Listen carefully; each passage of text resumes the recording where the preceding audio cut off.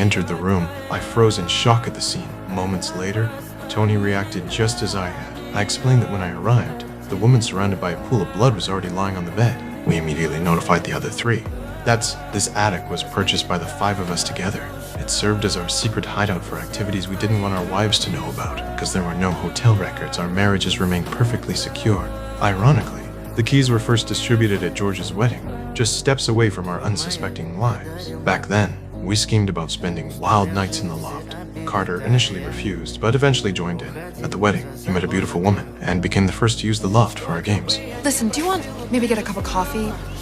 Someplace quiet?